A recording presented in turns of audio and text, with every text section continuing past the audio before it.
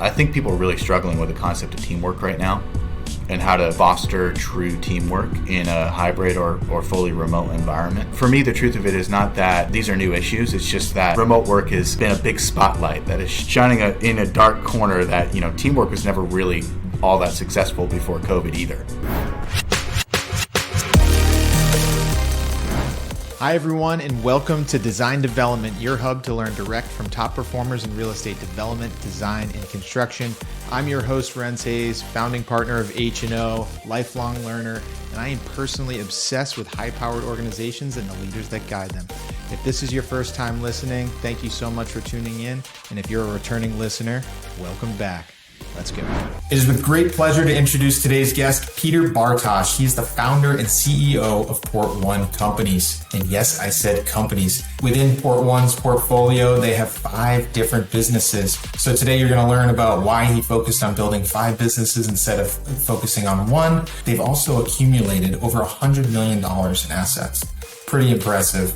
I love this strategy. I love the ambition. I love the growth. And the best part of all this, he is a people-first leader. A part of that 5-person is a holding company at the top, and he gave a piece of that to his entire team, so the employees have part ownership. To give you a little insight, I didn't get a chance to ask Peter about this story. I was kicking myself, so I'm going to share it to you today before we get into this. Peter lives just outside of Boston, and he wanted to get a boat just outside of Boston Harbor. He wanted to get a sailboat. He had never sailed before. He bought a 40-foot sailboat, having never sailed before. The guy that sold it to him showed him the ropes, so to speak, and Peter literally has a 40-foot sailboat and has learned to sail coming out of the Boston Harbor. That's pretty crazy and shows his risk tolerance. But I love that kind of drive, and it makes me excited for today's conversation. If this is your first time listening, thank you for tuning in. I hope you get a ton out of today's conversation. And for those returning listeners, can't thank you enough. Let's get to my conversation with Peter Bartash. Please join me in welcoming Peter. Peter, thanks for joining us today. Thanks for having me, Rens. I am so excited for today's conversation. You have so much going on at Port One. You're a multidisciplinary firm. For those that don't know you, can you tell us a little bit about yourself and what Port One is all about? I came into the industry through the architecture lens.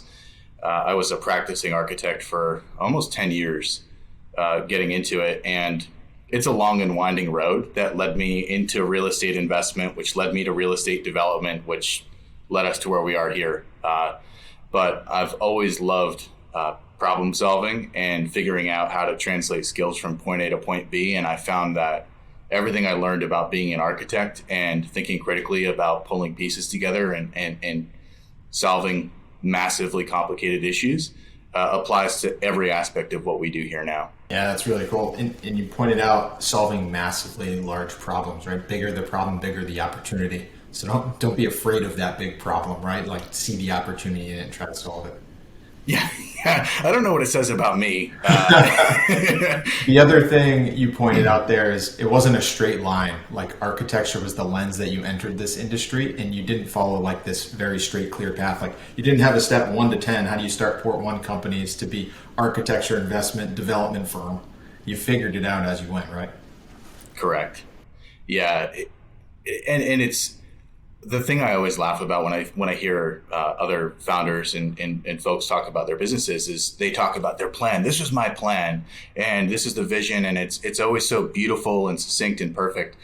And it really ignores the fact that everyone is just making it up as they go, and the successful ones are paying attention to what the business is telling them that the business needs, and then reacting to that and giving that to the business. And when I graduated with an architecture degree in 2008, it was the worst possible time to be entering the field. And I know we only have so much time here. I could go through the entire story to kind of what led to here, but every building block that has been laid in the foundation of what this company has become has been something that has emerged out of necessity and looking at solving a specific issue at a moment in time. And so in 2008, it was, okay, the industry is really tight right now. There aren't commercial architecture jobs available. What is available? And I started working with a sole practitioner on the South Shore doing very high-end single-family homes. And the entire global economy was in a recession, but ultra high net worth individuals were spending money because things were really affordable and they had incredible access to goods and services. So I saw the disconnect between those two ends of the spectrum and just kind of created a mental note to say, okay, these worlds operate differently. Let me keep track of that as I go. And if you fast forward now, that's been, I'm at a point now where the time I think it is much less than it actually is. Because me, that was, in my mind, that was 8 years ago. It was more like 12 to 15 years ago. Time flies, right? Yeah. And, you fast forward to now, and it's very difficult to tell the story of what it is that we do and how we do it. And that's something we're still working on every single day here. How do we really say what it is that we do in a clear way? Because we are involved in so many different things. But really, we're going to pull that story out today for sure. Yeah. I'll see if I can tell it. You had a really acute point in terms of understanding the market that you're serving, right? 2008's a down economy, but the ultra high net worth people still have capital to spend and they have needs that they want met. And if you can find yourself in an industry that's serving that market, it might not feel the volatility of the economy that the rest of us feel, right? Right. And if we jump to Port One companies, so architecture, development, investment, could you share with the listeners a few things that you're particularly proud of? There was a moment this year where one of our entry-level design folks in the architecture side of the business came in and asked, he pulled me aside and said, hey, I know about this alternative investment opportunity that I think might be a really good fit for some of our wealth management clients and maybe even for us as a company. Do you want to take a look at this? And I pulled in our executive team, pulled in the Jay who runs our wealth management practice, and we all sat down and started to evaluate it, and then had a couple calls with the sponsors there, and it's something we're still underwriting as we speak. But it really hit me in that moment that this ecosystem is doing exactly what it's been designed to do. And yes. The one thing that I've found that it seems to be pretty true is that people are not evolving to not need shelter. In fact, they're more dependent on it now than ever. Yep. And so everybody spends most of their time in a building or indoors in one way, shape, or form, a house, an office, a coffee shop, whatever it is. Well put. And so if we can be part of creating those spaces that people spend time in and getting to know the people who are in our spaces, we can start to understand what they need and what they're looking for. And often their needs are fairly complementary to what it is that we can offer and provide. And so, we're in this sort of nice ecosystem now where we have a home for all of these different types of opportunities within our system here. We have architecture and interior design, commercial real estate development, wealth management, and alternative investment management, and property management. And then we recently just rolled out a fractional CFO and outsourced management consulting group. And I can't tell you that I could spend hours talking about the various opportunities we've captured in the last 12 months, where a single point of entry for value creation has led to multiple that are enhancing the asset values for our partners, but also giving us multiple ways to create value for our own organization. And for the listeners, for clarity, how many assets do you have under management, or approximate value of those assets? Yeah, if you totaled up the total value of the real estate that's under our management, the alternatives, cash equivalents, all of that, it's a little over 100 million in assets under management right now. That's impressive. And you launched when? In 2018, is that correct? It was just me in 2018. So accrued $100 million in assets, plus a number of companies that have even more value, right? In a short 5 years. And something you pointed out, even after achieving all of that, how you responded to something that you're particularly proud of was a cultural highlight. You pointed to an entry level, I forget how many, was it an intern or a first or second year employee in one part of your discipline, brought an investment opportunity that was worth looking at, which means you or the senior leadership or the executive didn't necessarily see this opportunity and connect the dots. You created an ecosystem that people on your team are bringing opportunities to you. That's amazing. Absolutely. That's an amazing feeling. I think it says a lot about you as a leader that was the point that you brought up. It wasn't the value of an asset that you secured. It wasn't a strategic move. It was a culture piece. Why do you think that is? What's the importance of culture when it comes to leadership? That's such a difficult question because it means something different to every single person who hears that question or hears that word, those words, culture or leadership. And I think for us and for me personally, and it kind of dovetails with the question of what's the most unexpected thing I've encountered getting into commercial real estate development. It's that, this is not a zero-sum game. There don't have to be winners and losers.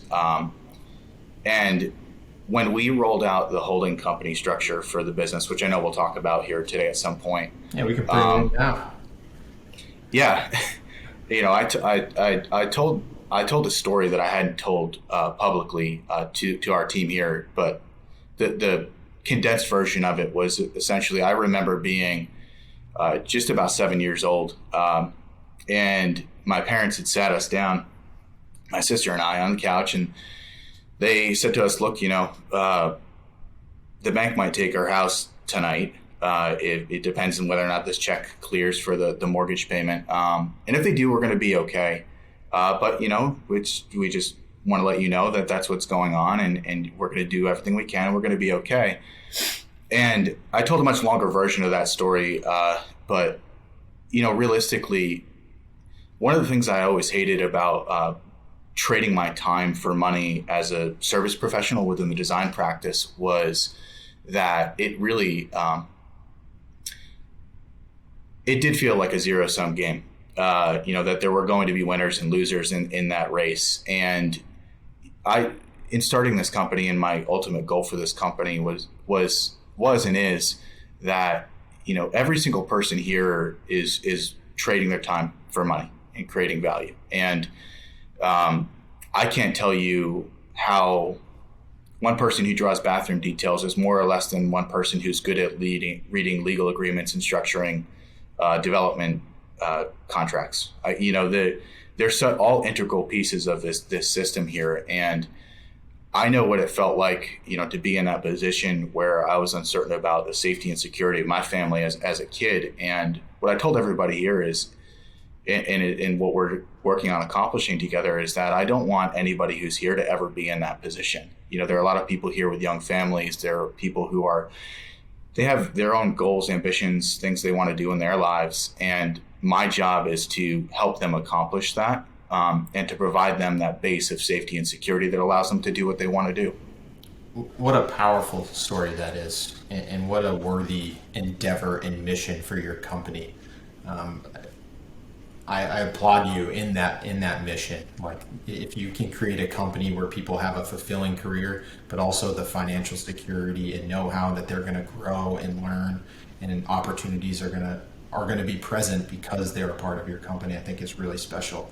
And when I'm asking the question about culture, and I hear you talk about the importance of people, it means that you're investing in the future growth of the company and the sustainability of the company. I think that's really special. So. Well, I've picked up a lot of tips along the way from you, so. We're learning from each other. I would say I learned just as much, if not more, from you. So I appreciate your partnership. That's for sure, Peter.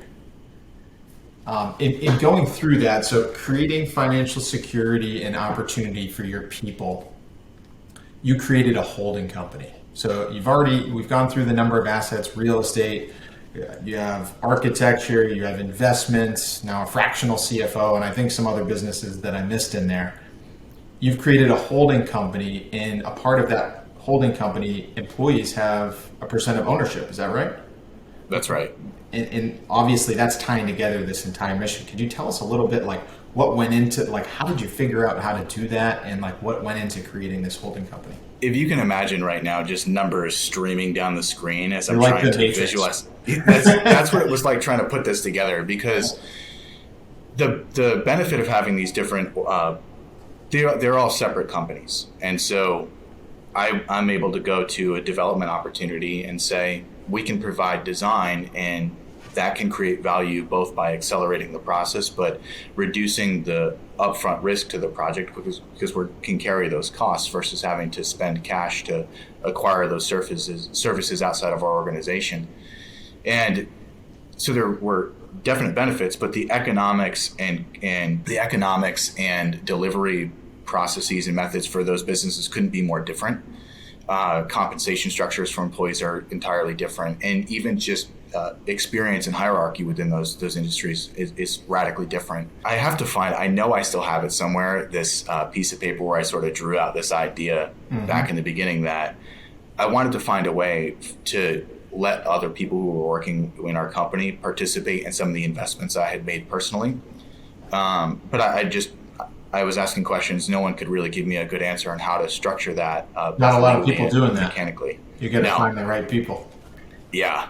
I also didn't expect that every one of the businesses would be independently successful over that period of time. I figured some would win and some wouldn't.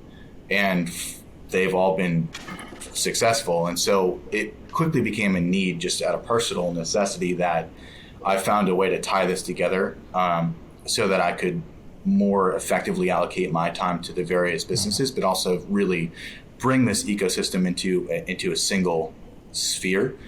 And so the holding company was the way to do that. And what we've ultimately done is we had to do two things. One, we had to really figure out how to tie together all of the various functional roles within each of the different companies into a single overall organizational matrix. So people understood what their career path was within their specific vertical and industry. So important for your how team. They could translate from one to another industry if they did want to make a change at some point along their career. But also then how that all relates from a corporate perspective in the overall hierarchy of the business itself. And once we unlocked that, we were then able to look at the financial mechanics of the entire structure. And so the holding company itself, it's interesting. That's where the employees own equity in the entire business model, but they're employed specifically within the company that they serve every single day. And each of those companies has a requirement that it contributes a certain portion of its top line revenue up to the holding company every year. And within each of those operating companies, employees are paid commensurate salaries and wages for their industry and what they do. They also have a bonus profit sharing plan that is open book related to the great game of business. So they have direct compensation from within their specific company that they're doing day in value creation within. They're also getting paid direct line of sight from what they do to how the business works, right? Exactly. Perfect. And then they get long-term value creation out of the equity in the holding company. And it's been a very nuanced way to go and have someone on the design side of the business, for example, who is focusing on making unit plans better for a development deal that we're doing. They're able to pick up a little bit of the back end of the profit on the development deal when that is completed and that's ultimately exited. And they're aligned and incentivized to be focused on both short and long-term creation. That is really special. So you're creating alignment across these companies. And so with the holding company structure, you said no one's actually billing time to the holding company. It's essentially just a shareholding company of the assets that are below them. And then you're passing top line revenue, which is essentially another way of saying we have a minimum requirement of your profit that goes to the holding company that's distributed before everybody else gets performance incentives above their base pay, right? The only clarification to that, and this was the other nuance that we had to solve for, when you have five independent companies that are all scaling at the same time, it makes very little sense to go out and hire entire executive teams for each of the individual businesses. Mm-hmm. So we created an operating company that sits beneath the holding company where that's where I'm employed. That's where my COO, my CFO, and my managing director of operations are all employed. And that company bills its time to the holding company. And so as a result, it now is able to provide those executive level leadership functions to the entire company. Yes. And to have those shared across the company. Which is really important because at the scale of these companies, if you think about what's the size of a company that really needs a complete executive team, right? When you're a small business, say 10, 20, 30, 40 people, you really only have one or two executives. Maybe you're looking at your third and fourth, or you have fractional support, right? So when you have 5 or 6 companies, you're able to share that overhead of that operating executive team. Exactly. That's really smart.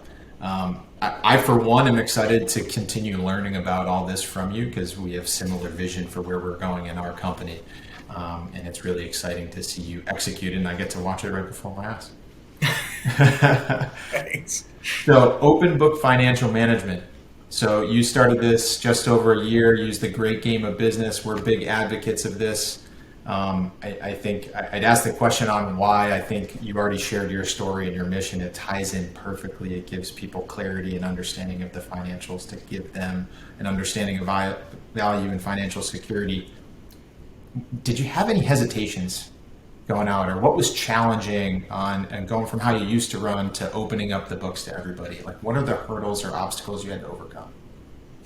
The biggest hurdle I ran it up against is it has pushed me to learn more quickly and more thoroughly to stay ahead of the organization at all times. And before we went open book, I understood the basics of a lot of the financial information I was looking at, and understood the general aspects and dynamics of running and managing the business. But when people are asking you for the first time, okay, what does this line in this balance sheet mean? And how does it work with these other pieces? And what's the implication of these components of the business?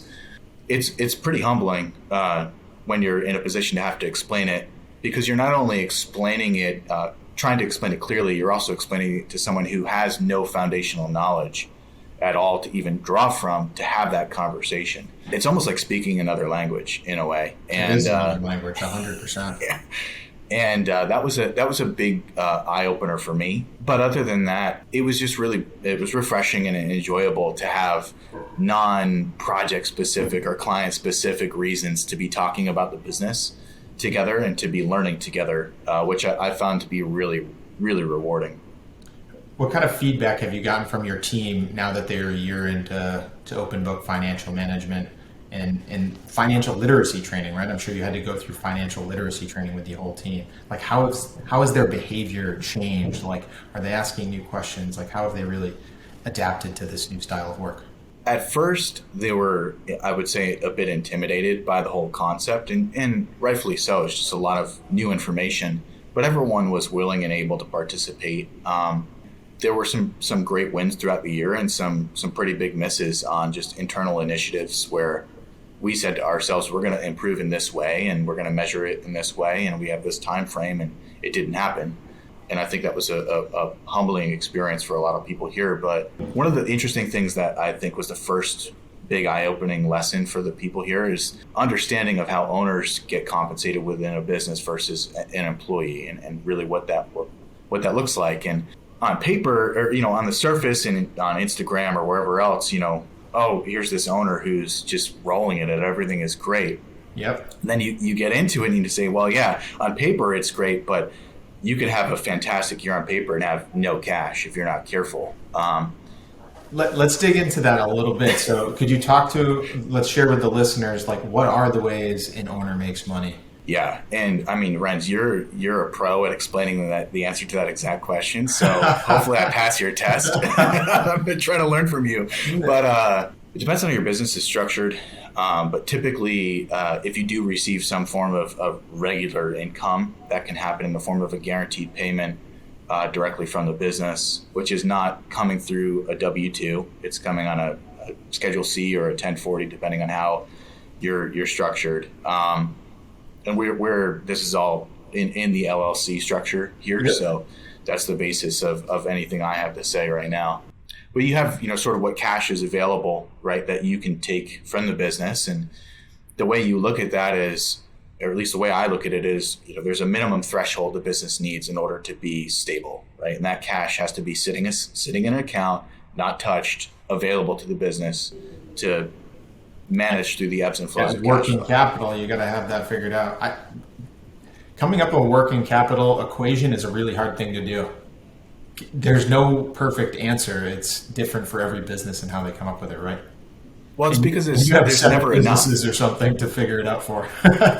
Yeah, there's never enough. There's no. You have to look at it from both ends. Yeah, what's the minimum security blanket I want, and what is the most realistic growth goal I can have, and how much money do I need to fund that? And putting those into an operating reserve together, and combining those into one chunk of money is how I've thought about it. And part of the holding company structure is also about accumulating capital more quickly into a single balance sheet that increases our leverage and buying power as an organization, especially on the investment side of things. Leverage is important. Yeah. And you get all that set up, and then if there is cash left over, then you have your tax distributions you have to make to pay for your taxes, because in an LLC structure, all of that tax liability flows through to you individually. Yep. After that, if there's money left over, then okay, that's your profit. And from a cash perspective, there's also enterprise value, right? And that's something that you've spent a lot of time talking about. I'm not going to pretend to do a better job of explaining it. You do a perfect job. You completely understand it. You talked about like building that balance sheet and building capital up there because it creates leverage, right? Capital is what money is, a lever that we get to use. And you're in real estate development, which you can apply capital to an asset that you can then get debt on to increase your leverage. It's a really powerful tool. The team, and I would say widely across like the US or just general population, we're not taught this in school, right? So they don't have visibility into how all that works. They don't quite understand it. So they don't understand why as an employee their income's here, and why as a business owner there's these several different buckets in how you accrue capital and accrue wealth. And by opening up the books, they start to understand how wealth is created because you're showing them how leverage works. And I think that's the beauty of it all, right? Absolutely. Any regrets? You're a year in. Any regrets or advice to people that are thinking about open book management? I did not realize. So the idea of opening up your books, right, and embarking on this improvement philosophy within the company is really powerful and compelling, but it's not a silver bullet. There's still all of the other dynamics and aspects of teamwork that you need to stay focused on, because people can understand the concept and they can grasp how to measure their success within the company, but also as individuals, and they see the results and they understand that, but that doesn't mean that they're then also going to choose to work as a really strong team. I've personally experienced in the last 12 months what I've both internally and externally, working with other vendors and partners in the industry. I think people are really struggling with the concept of teamwork right now, and how to foster true teamwork in a hybrid or fully remote environment. Mm-hmm. And the truth of it is not that, for me, the truth of it is not that these are new issues. It's just that, remote work has been a big spotlight that is shining in a dark corner that, teamwork was never really all that successful before COVID either. I love that you said that. Remote work is the scapegoat of like 2022 and on, right? But the beauty of remote work, as you alluded to, it is a ruthless and objective evaluation of like how communication happens in your team. It is ruthless. It's once you realize that, and you think back to being in high school and being in a class project with a couple of your classmates, everyone has this story. There's one or two kids who do all the work, a couple slackers, and then someone who sort of fits in the middle of it. These dynamics are universal. Doesn't matter where you're from. Doesn't matter what age you are. It's been the way things are, and that has played its way out in the professional setting too. And it's something that, frankly, no one's ever had I haven't experienced a working environment where that's been effectively solved for or addressed. Mm-hmm. And I think because it's something that's very difficult. It's very difficult to address. From my seat, I think you're doing a tremendous job at putting yourself in a position, and all your companies and your team in a position to continue to scale with that type of teamwork.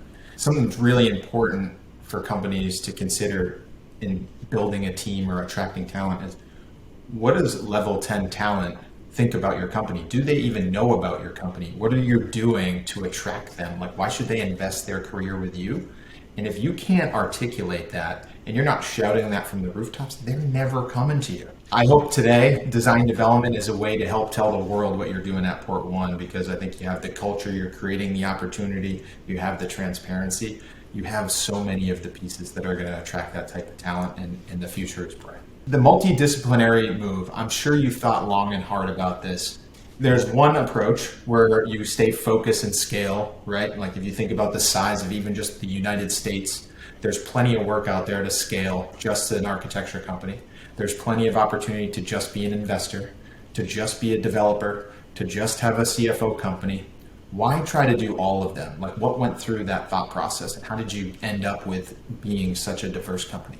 Well, back to one of my original statements, it happened just out of necessity. When I left the architecture firm I was working for almost 8 years and jumped feet first into commercial real estate development, big lesson I learned was those projects and deals take a long time to start, creating cash flow and paying bills. And so I started doing very small and direct architecture work as a way of generating current income, both to fuel real estate development, but also just to pay bills along the way. Maybe 9 or 10 months into it, the pace of work that was coming in on the architecture side was far more than I could do just on my own, and was starting to compete for my time against some of the other development opportunities that we were in the middle of executing.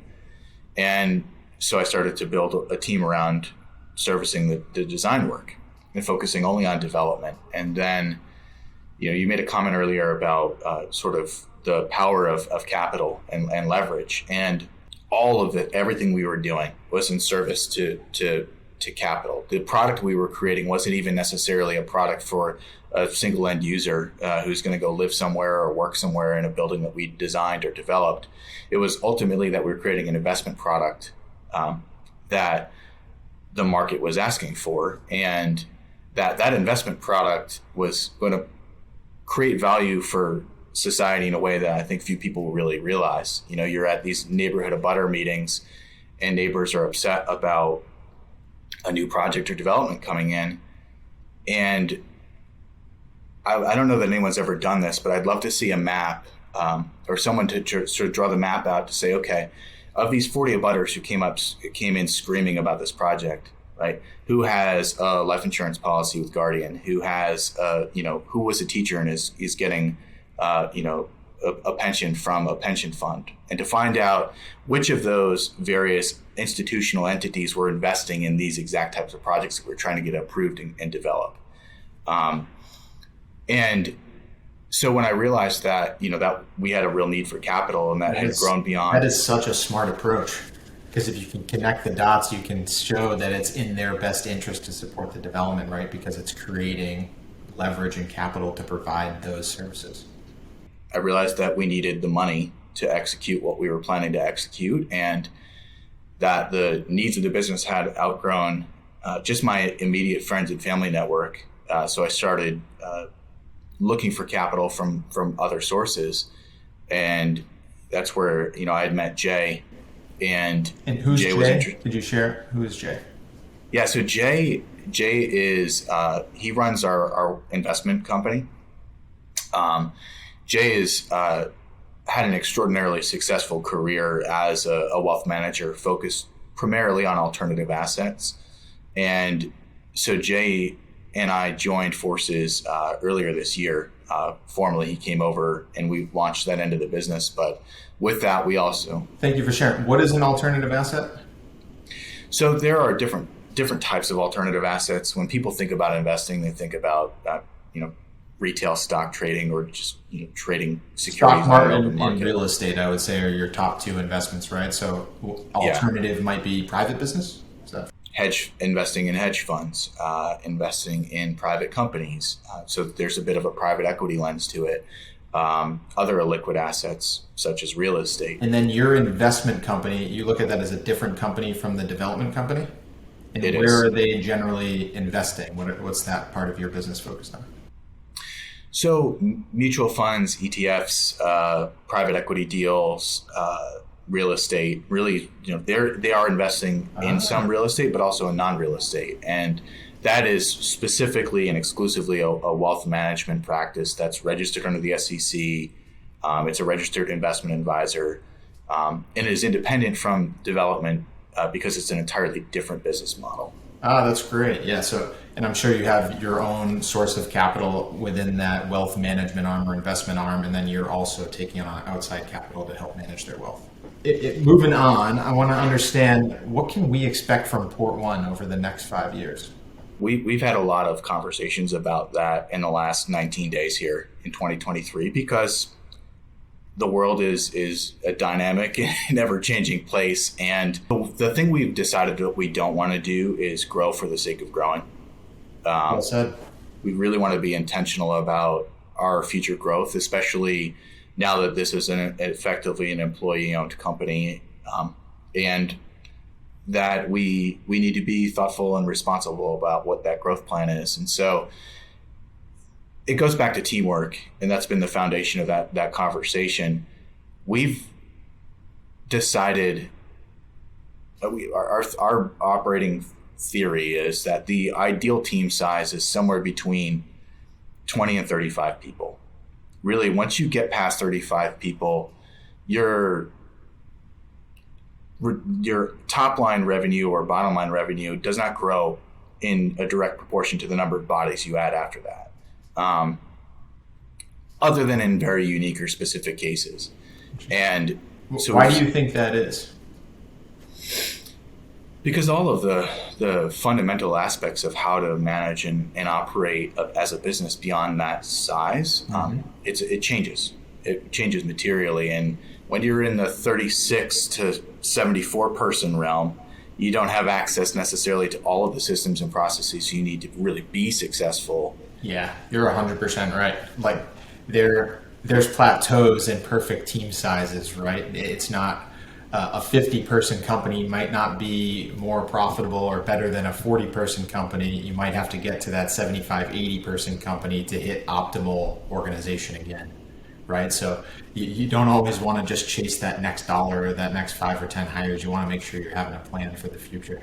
Tech companies, right? And now is not maybe the best time to use that example because they're going in the other direction. But when you're looking at it, taking on outside capital to fund organizational growth, which is a whole other discussion in and of itself, you're looking ahead and saying, okay, we know that employee 36 to 74, it's not going to be efficient necessarily, but we have the capital and the runway to get ourselves to 120 people, and that's where you do hit that scale of efficiency. So we're not worried about the cost of that middle ground. But for us, because we're not taking on outside enterprise capital to grow the business, we're saying no. We really want to create these individual companies that are in that ideal team size over the next 5 years, and ultimately sizing all of our capital, all of our pipeline, everything to deliver to that. And when you start to add that up end to end and look at having each of those companies at that size, our team size in the next 5 years would be anywhere from 75 to 125 people. And that in and of itself is that's a big scale to come to within 5 years, but it's also not unachievable or unmanageable because we're still focusing on that core team and sort of that fundamental element and preserving that as we go. That's a really exciting vision and very well explained. I think you're thinking about things the right way, right? Like, why try to scale one entity above and beyond capacity, getting back past that optimal organization? And who knows, several of these arms might scale beyond that 35 to 40 person team, but it doesn't necessarily have to be in that 5 year period.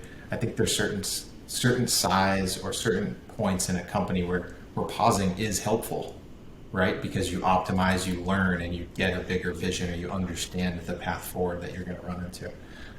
So really exciting. And 2 closing questions that I ask everyone. I know you're an avid reader. Could you share your top book that you'd recommend and why? I would strongly recommend everyone read The 5 Dysfunctions of a Team by Patrick Lencioni. Lencioni. Yeah. That's it's a very clever way to communicate a simple but important concept about ways that teams succeed or fail. And it's just the book is written in such a way that it, at least for me, I've found that it's been very easy to adapt that message and then understand how to communicate that message to the folks here in a way that's really impactful and powerful. And I mean, I picked that thing up, and it's like 200 it took me 2.5 hours start to finish, was done. I just devoured it. So devoured it. I support that recommendation. You can't go wrong with any of Patrick Lencioni's stuff, right? And as you said, he puts these things in such a digestible, compact way with a story that makes it memorable. They're really powerful messages, right? So the 5 dysfunctions Absolutely. Of a team, great recommendation. And we'll close out here is, what's your advice for emerging leaders? I would advise anyone who's emerging as a leader to learn how to observe what's happening around them with other people, organizations, companies, right? For the purpose of just gathering the information, but not comparing yourself in a negative way. I think there's a lot of unnecessary external pressure that people basically accumulate by feeling like they've got to compete with every single person around them. And I loved, listening to some of your conversations with Mark, and also even just with Benji too, talking about building systems and talking about approaching things with an abundance mentality. And I fundamentally believe that business is shifting right now, that, capitalism is in the process of transforming. And I think I agree with you. We're going to have to be in that place as leaders, and prepared for that shift. And an abundance mindset is going to be a core component of that as we move forward. And I would just advise anyone who's getting into this or trying to figure out where to go next, that's where they should be focused. Outstanding advice. You mentioned a word that I don't know that's come up yet on design development, is compare, right? It's a really dangerous downward spiral when you find yourself comparing yourself to other people, right? Like, why does he have that and I don't? Why is she able to achieve this and I haven't? Why does she have this and I don't? You got to get rid of comparing yourself to others and just invest in yourself. Try to forward yourself, come up with a plan, and go get your goals, right? Couldn't have said it better, Rens. Peter, I admire everything that you're doing at Port One, a culture just like an excellent leader, people first leader. You're clearly strategic. You understand leverage. You've created so much opportunity in such a short window of time. Thank you for sharing those lessons in your story with all of us. I wish you nothing but the best. And for those that would like to learn more about Port One or Peter Bartash, what's the best way to get in touch with you? All the contact information is there at www.portoneco.com. LinkedIn is a great way to get in touch with me, and I've had the same cell phone number for 20-something years. I'm pretty sure you can find it if you want to, if you look hard enough. You can buy it on a list. Yeah. You can list it off here. We had one guest just say their cell phone number right on here. It was hysterical. I was cracking up. But Peter, thank you so much for your time today. I had a blast learning even more about you, and appreciate your friendship, your partnership, and best of luck. Thank you so much, Rens. Everyone, can't thank you enough for tuning in today. I hope you got a ton out of today's conversation. And if you could do us one favor, if you did get value, please like, share, and comment. Subscribe on whatever channel you're tuning in on. Please leave a review. It helps us expand and grow and support more people. That's the end goal. We want to bring the insights of these amazing guests to as many people as possible. Thank you.